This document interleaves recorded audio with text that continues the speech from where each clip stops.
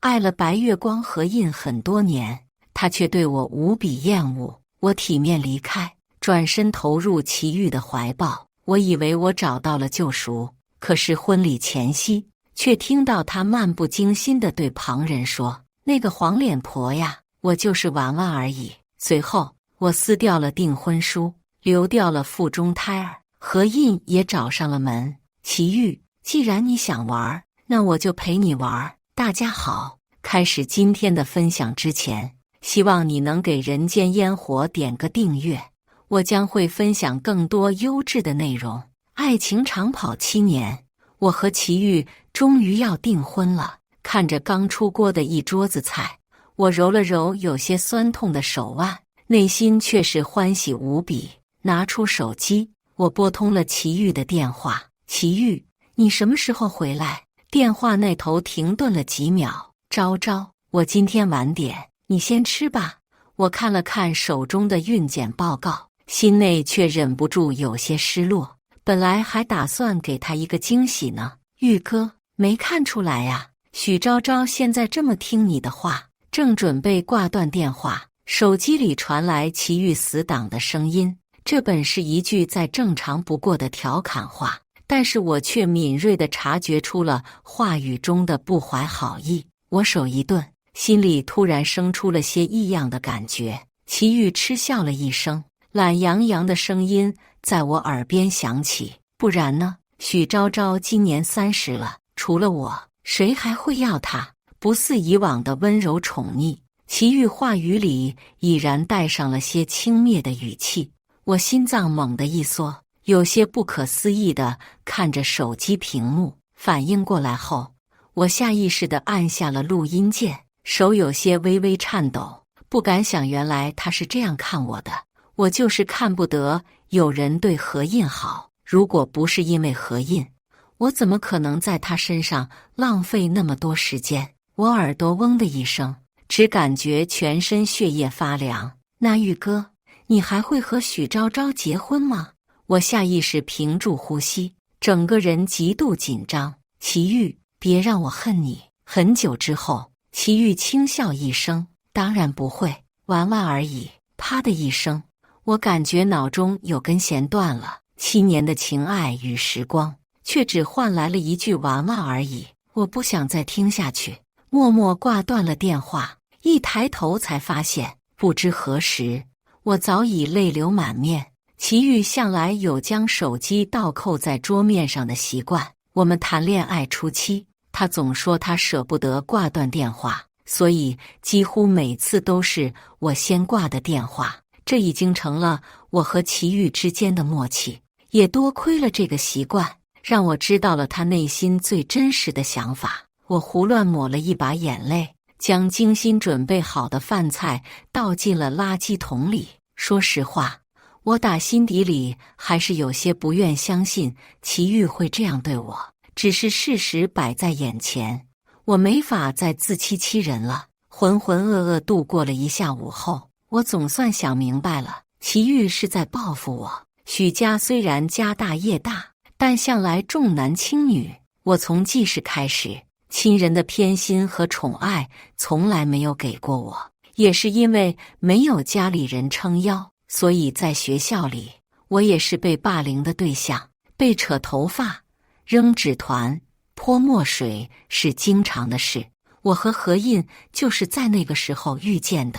当时我正在被隔壁班的小混混堵在操场上，这个时候何印出现了，他将我护在身下，为我解了围。仅仅是那一眼，我便无可自拔地爱上了何印。何印成了我放在心尖上的白月光，但其实何印是全校女生的白月光。她成绩优异，家境良好，长相帅气，没有女生不会喜欢她。从那以后，我便开始疯狂地追求何印。齐豫就是在这个时候转入了学校。大概优秀的少年之间都是有一些攀比心的，所以齐豫格外的看何印不顺眼。可是这不合理啊！难道就因为这个原因，齐豫就要如此报复我？猛然间，一抹穿着白裙的身影突然浮现在我脑海，我想起来了。我熟练地打开手机，登录上许久未登的社交账号，找到记忆中的账号，点了进去。动态是前1个小时发布的，文字是终于回国了，见到了心心念念的人。配图是一张一男一女眼睛的照片，虽然只有半张脸，但是我还是第一眼就看出来，那女生旁边的是齐豫的眼睛。齐豫的左眼角有一颗痣，衬得他的眼睛看起来格外温柔多情。每每躺在他身下的时候，他那双深邃的目光简直要将我溺死在里面。可是现在，他却用这双眼睛专注地注视着另一个女生。我知道，这个女生叫陈若儿，是我们高中时候的校园女神，同时也是何印的初恋。只是不知为何，在高2的时候，陈若儿就出国了。我在追求何印的时候，几乎每天都会翻看陈若儿的账号，所以对她的印象格外深刻。好巧不巧，我曾在齐豫的钱包里也看到过陈若儿的照片，或许因为时间比较久了，当时并没有记起来这个女孩是谁，只是莫名觉得眼熟。我只匆匆看了一眼，钱包便被齐豫抢了回去。现在想想，一切都解释得通了。齐豫喜欢陈若儿，而陈若儿喜欢何印，所以齐豫便把何印以及喜欢何印的我视为眼中钉。所以齐豫当初那么疯狂地追求我，只是见不得有人对何印好罢了。他当然不会娶我。我恍然大悟，跌坐在沙发上，又哭又笑。齐豫，你真狠心啊！你明知道订婚那日，市里的许多名流世家都会到场，一旦悔婚，对许家，对我都是一个巨大的打击。到了那日，我许昭昭便会成为全市的笑话，说是身败名裂都不为过。你怎么能这么对我？你和何印之间的恩怨，又关我什么事情呢？我相信了你，所有的青春都浪费在了你的身上，整整7年啊！我的人生又有几个7年？我在沙发上坐了好久，终于平静了下来。接着，我将那张孕检报告塞在包里，深吸了一口气。或许齐豫从来都不了解我，我从来都不是个善茬。齐豫，既然你想玩，那我就陪你慢慢玩。消化完一切后，我在客厅昏昏沉沉地睡了过去。不知道过了多久，一道开门声将我惊醒，随之而来的便是一道刺眼的灯光。昭昭，你怎么不进房间里睡？齐豫的声音在我耳边响起。我模模糊糊地睁开眼，就看见齐豫望着我，眼中写满了关切。我勉强地笑了笑，问道：你今天晚上去哪儿了？我去陪客户了，所以没有回来陪你。齐豫回答得一脸自然。瞧瞧，男人说起谎来，真是眼睛都不眨一下。我心里冷冷一笑，敛下眉眼，不再讲话。或许是察觉到我的小情绪，齐豫讨好似的从背后拿出一个小盒子。还没吃饭吧，昭昭？我特意给你买的小蛋糕。我看了一眼那蛋糕上装饰的芒果果脯，似笑非笑地看着他。齐豫今日见到陈若儿，怕是乐昏了头，竟然连我芒果过敏的事情都忘了。你忘了吗？我不吃芒果。我冷冷地开口。齐豫眼中闪过一抹尴尬。是我的问题，我忘了。你好好休息，我先去洗漱。我没再理他，独自坐在沙发上。待他走到浴室后，我拿出手机翻开陈若儿的账号，果然5分钟前他刚刚发了一条动态，今天终于吃到心心念念的芒果蛋糕。配图是一张男人正在做蛋糕的背影照。毫无疑问，这个男人就是齐豫。真恶心啊！我闻着蛋糕甜腻的味道，胃里终于忍不住开始翻涌。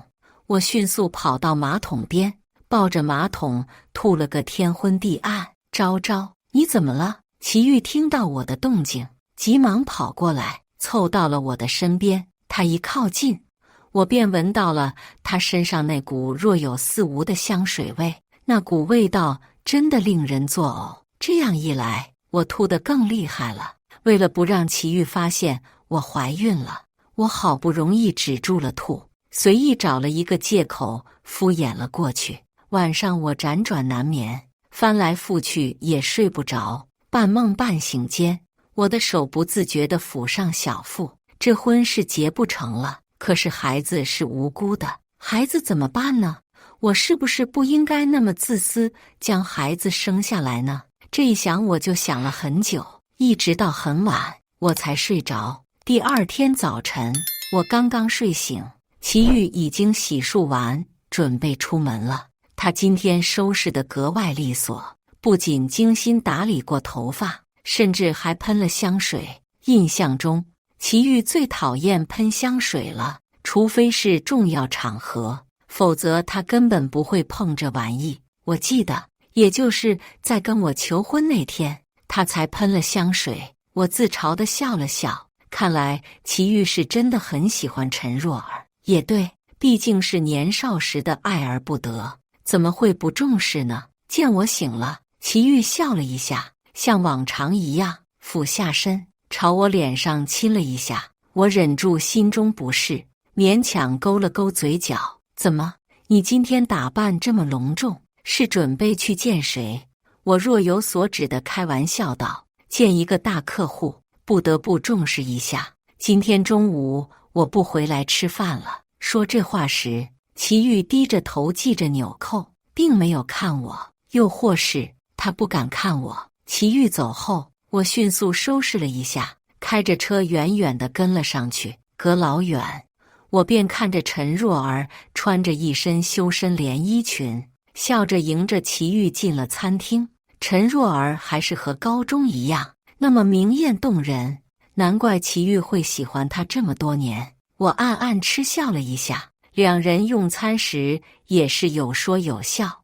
陈若儿中途甚至给齐豫夹了菜，齐豫也是含着笑，没有说什么。我了解齐豫，他在这方面非常有洁癖，他很少吃我家的菜，但是陈若儿在他这里却是个例外。这就是你死心塌地也要跟着的男人。一道清冷的嗓音响起，我朝一旁望去，何印不知何时出现在我身边，叼着烟正望着我。没想到和大少爷追心上人，追到这里来了，还真是痴情。我讽刺开口，何印却只是皱了皱眉。陈若儿出国就和我分手了，听说在国外找了个男朋友，这会儿回国了，不知道怎么又和齐豫搞在了一起。说着，他指了指一旁，我可不是找他，我是路过看到你的车才过来的。我听出他话里的意思，没有再搭话。我喜欢他那会儿，他对我爱答不理，甚至很多时候冷眼相待。等到我真的彻底放手了，他倒是赶着贴上来了。和齐豫在一起的这几年，何印经常找各种理由出现在我面前，或者制造一些和我偶遇的机会。他是后悔了吗？我想不是，只是占有欲作祟罢了。又或者他只是享受我的付出，来满足自己的虚荣心而已。现在看来，男人都是一个样，得不到的才是最好的。不过，不管是出于什么理由，现在都和我没有关系。我拿出手机，拍了一张齐豫和陈若儿吃饭的照片，没有再理会何印，转身上了车。回家后，我登录上社交账号，发了一个帖子：婚礼倒计时10天，可是我爱的人似乎心里有别人，我该怎么办？将陈若儿的脸简单马赛克一下后，我把他们吃饭的照片传了上去，并将动态发布的时间设置为订婚典礼前1天。既然齐豫想玩，那我就陪他玩个痛快。看着手机里的照片，我不由得有些好奇，不知道齐豫在婚礼那天看到这些会是什么表情。我没想到齐豫还没啥动静，倒是陈若儿直接找上我，看着手机上的好友申请，我犹豫了一下，还是点了通过。许昭昭，你知道我是谁吧？申请刚通过，那边的人立马发来了一个消息，我当然知道他是谁了。陈若儿的头像就是自己的照片，我想不知道都难。你找我什么事？我就直说了，齐豫不会和你结婚的，你趁早退出吧。接着他发来了一张照片，这张照片大概是别人帮他们拍的，他和齐豫站在一起依偎着，陈若儿对着齐豫做着鬼脸，齐豫侧脸看着陈若儿，虽然面上没有表情，可是眼睛里全是笑意和宠溺，任谁看了都会说这是无比般配的一对。我认出了这张照片的背景，是去年齐豫向我求婚的地点，游乐园的摩天轮下。说来也好笑，去年齐豫在摩天轮上向我求婚，当时摩天轮正在最高点，他单膝跪下，窗外不断有烟花声响起，他的侧脸在火光中晦暗不明，可是望向我的眼神却格外的真挚。昭昭，嫁给我吧！我感动极了，想都没想便答应了下来。当时我真的以为齐豫就是我的救赎，这个地方对我的意义非凡，齐豫他是知道的。可笑的是，仅仅1年，他便带着另一个女人堂而皇之的来到这里约会。虽然已经接受了齐豫出轨这个事实，但是我的心脏还是慢慢钝痛起来。许昭昭，放弃吧，你抢不过我的。或许是我许久没有回消息，陈若儿又发了一条消息，言语里满是嚣张和得意。我有些感叹陈若儿的厚脸皮，如果她知道我，大概率也是知道我已经和齐豫订婚了。知三当三，也真够不要脸的。但是戏还是要演下去。可是我要结婚了，我真的很爱齐豫，你可以不要来打扰我们吗？我故作委屈，你不退出也没关系，我会证明给你看的。齐豫根本不爱你，目的已经达到。我没有再回陈若儿，而是面无表情地将和他的聊天记录截了张图，随即又发了一条动态：我好累，我真的想放手了，并放上了刚刚的对话截图。任谁看了这些对话，都会认定我是一个为爱隐忍的女人。到时候这些动态一经发布，舆论很难不站在我这边。陈若儿敢上门挑衅我，就应该承担起这个后果。不过我也被她的话勾起了好奇心，不知道陈若儿会用什么方法让我知难而退呢？想一想，倒还真有些期待。最近是的雨季，每到晚上都是阵阵细雨，今晚更是雷电交加，大颗大颗的雨滴砸在窗户上，雨下个不停。我正疑惑着陈若儿为何还没有动静，手机立刻弹出了一条消息，点进去一看，是他刚刚发布的动态。我最怕打雷了，如果他在身边就好了。下一秒，齐豫的手机便响了起来。齐豫看了手机一眼，便走出去接起了电话。我竖起耳朵细细听着，电话那头的陈若儿不知道给齐豫说了些什么。齐豫温声安慰着，眉头越皱越深。片刻后，他大步走进房门，急匆匆地穿上衣服，准备出门。看来陈若儿是得逞了。昭昭，公司有点急事，我现在出去一下，你先睡。我抬眼对上他的视线，这么晚还要出去吗？齐豫不着痕迹地避开我的目光。是啊，真的很急。在他转身准备出门的那一刻，我出声叫住了他，这是我给他最后的一次机会。齐豫，你真的是去公司吗？他顿了顿，当然了，你想什么呢？不然我还能去哪儿？骗人！既然如此，就别怪我不客气了。我死死盯住他的眼睛，良久，我强忍住眼中的恨意，对他笑了笑。去吧，记得早点回来。齐豫出门后，我开着车一路跟着他来到了一所高档小区。大概太心急，一向谨慎稳重的祁煜竟然没有发现明晃晃跟在他背后的我。我眼看着他在一栋楼下停住，不一会儿，陈若儿便穿着睡裙跑了下来。她似乎是吓得不轻，直接扑在了祁煜的怀里。我在车里看见这一幕，死死地咬住嘴唇，指甲掐进了手掌里，竟也毫无感觉。陈若儿大概是哭了，窝在祁煜的怀里，肩膀一抽一抽的，看起来好不可怜。祁煜低着头，似乎在安慰他，眼里是化不开的怜惜。我讽刺地笑出声来。突然，陈若儿抬头，胡乱地在祁煜脸上吻着。祁煜身体明显僵硬了，可是最终他还是没把陈若儿推开。我呼吸一滞，眼眶瞬间湿了，死死盯住这两人。祁煜，这是我最后给你的机会，你别让我失望。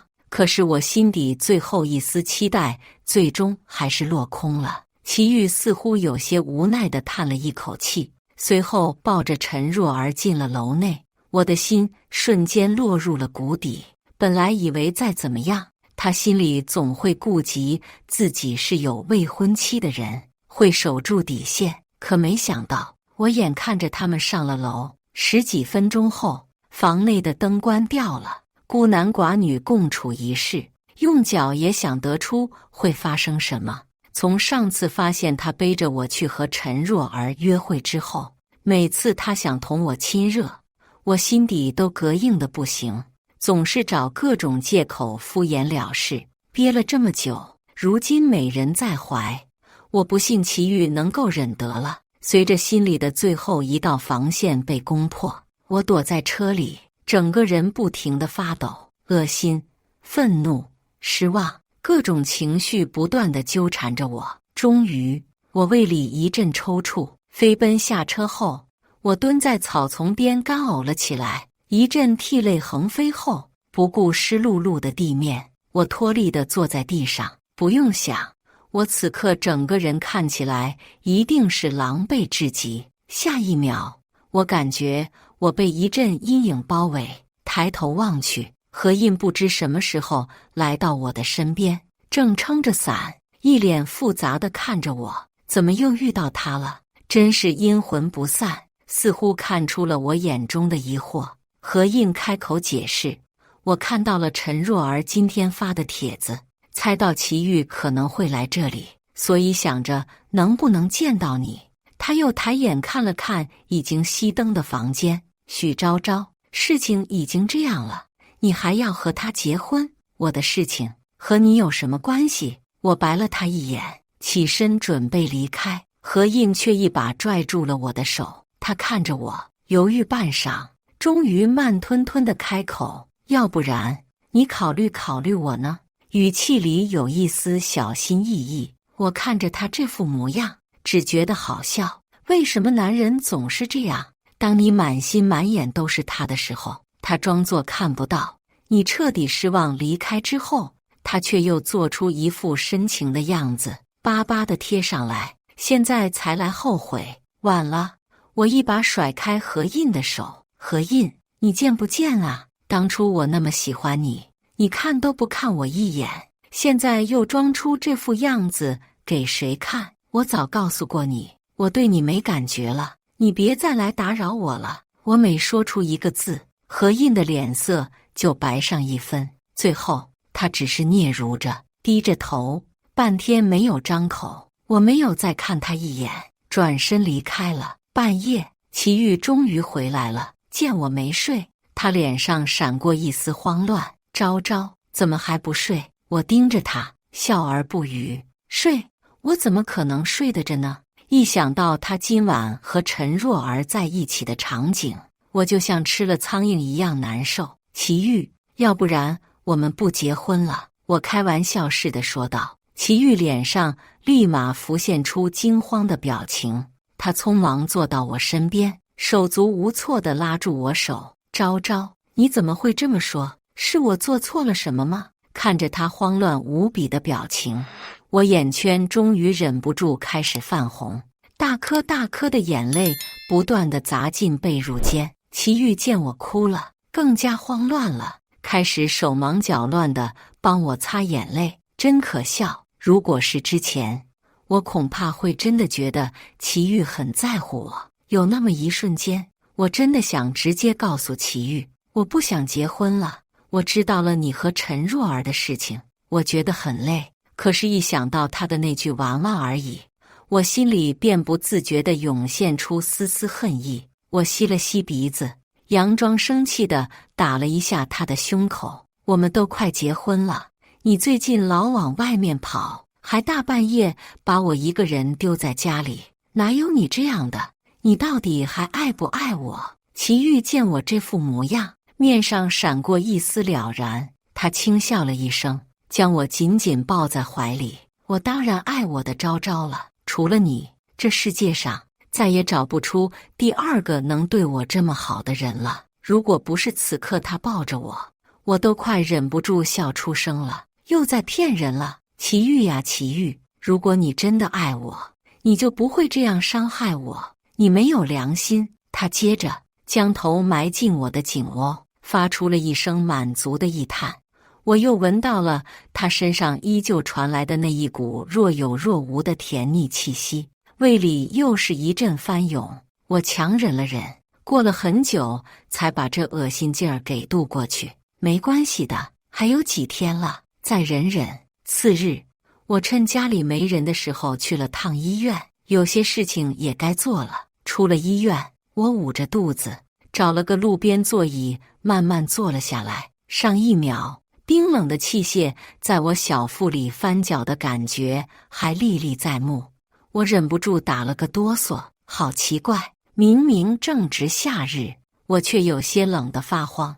我呆呆地看着手中的人流手术单，眼泪就这样毫无预兆的大颗大颗砸了下来。我把孩子流掉了。齐豫是非常喜欢孩子的，在不知道陈若儿的事情之前，我也曾无比期待这个孩子的到来。可是现在看来，这个孩子确实来的不是时候，不是在父母期待下降生的孩子，以后只会苦了他。这样的决定对我和孩子都好。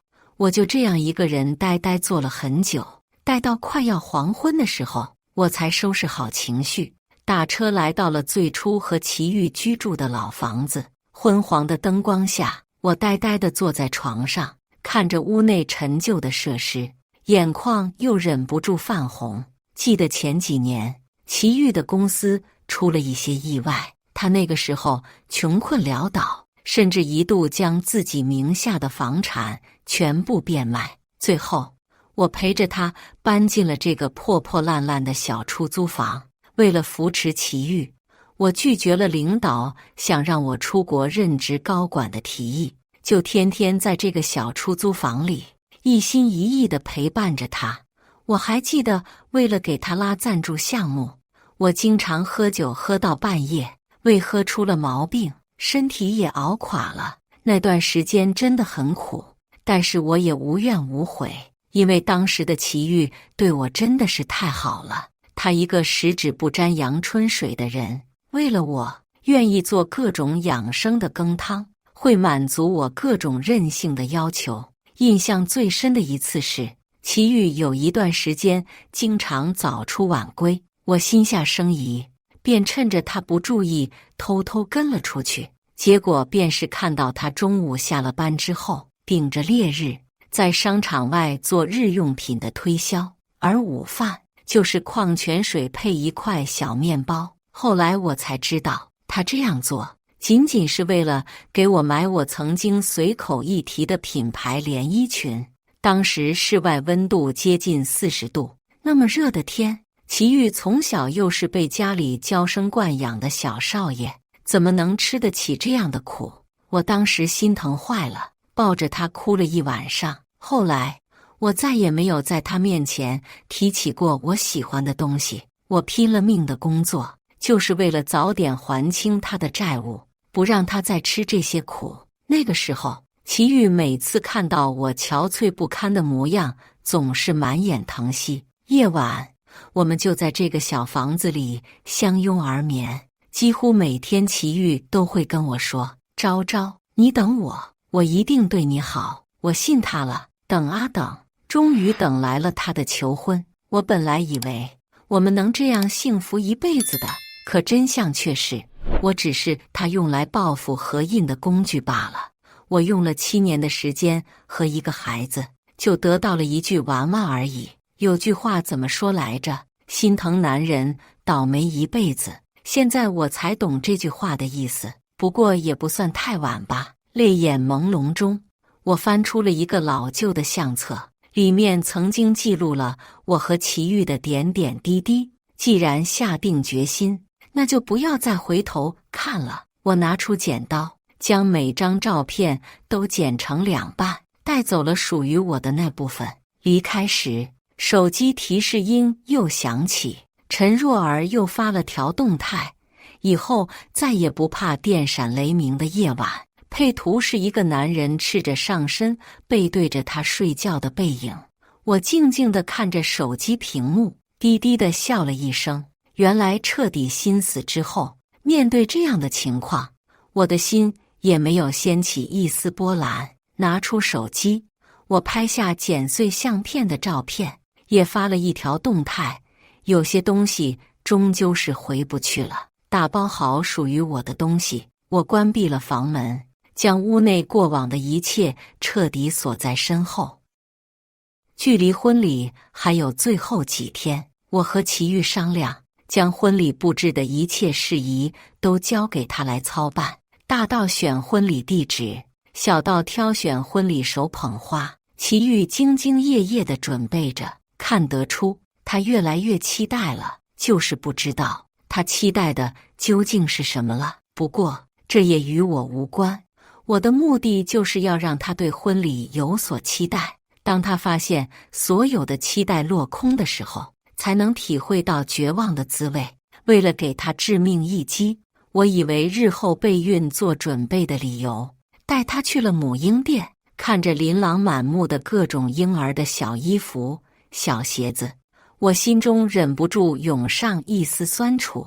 齐豫倒是肉眼可见的开心和兴奋。昭昭，你看这件衣服给宝宝穿怎么样？粉色的，多可爱！昭昭，还有这双小鞋子，你觉得怎么样？齐豫不停地拿着各式各样的婴儿用品在我面前展示，一旁的导购见了，忍不住开口：先生，你和太太都长得这么好看，生出来的宝宝肯定是非常可爱的。我看这些衣服都挺合适的，穿在你小孩身上肯定好看。导购的几句话正戳在了齐豫的心窝上，他大手一挥，买了店里许多母婴用品。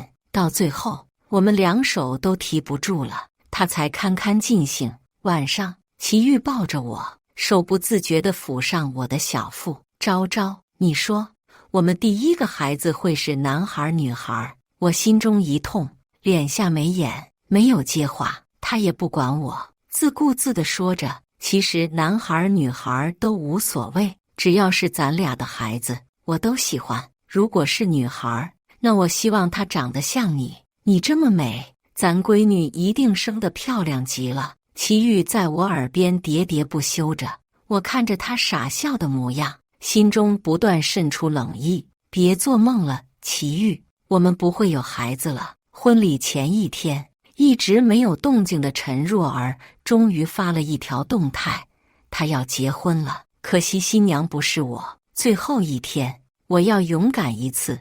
我抬头盯着齐豫的背影，果然，下一秒他便接起了电话。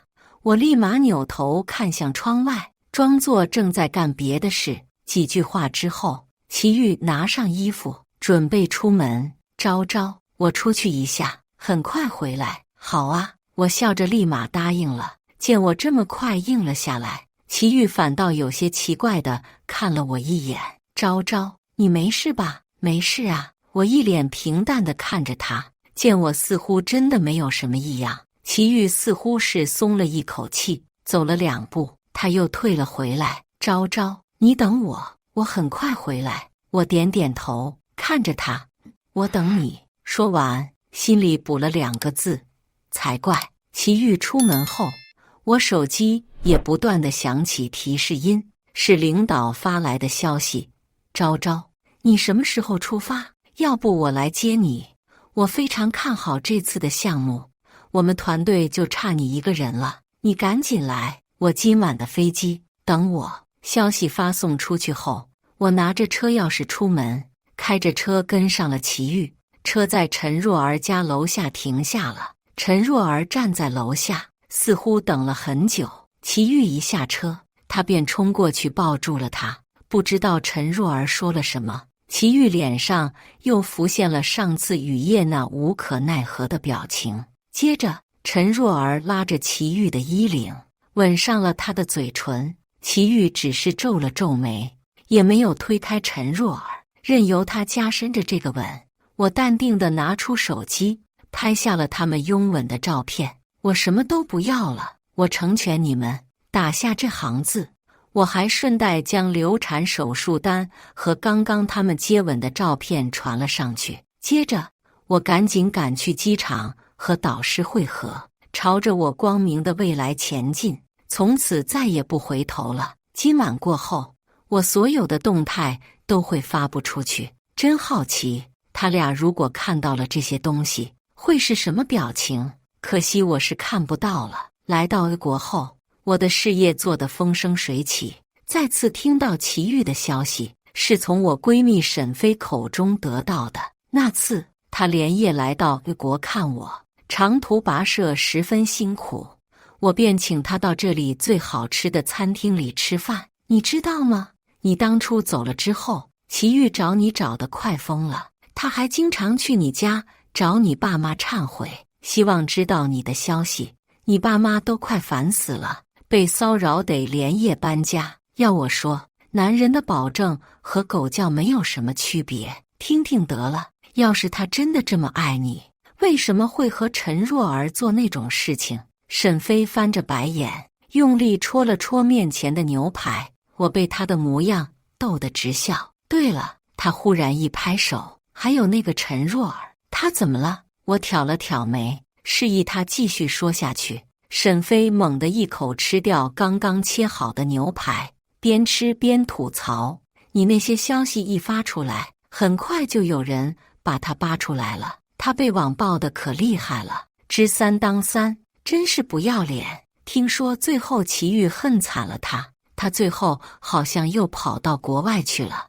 又交了个外国男友，结果被人家搞大肚子之后，那男的又不要她了。我满不在乎地耸了耸肩，看着窗外的阳光，我惬意地抿了一口咖啡。妈咪，一道稚嫩的声音响起，我转头一看，是我的小女儿。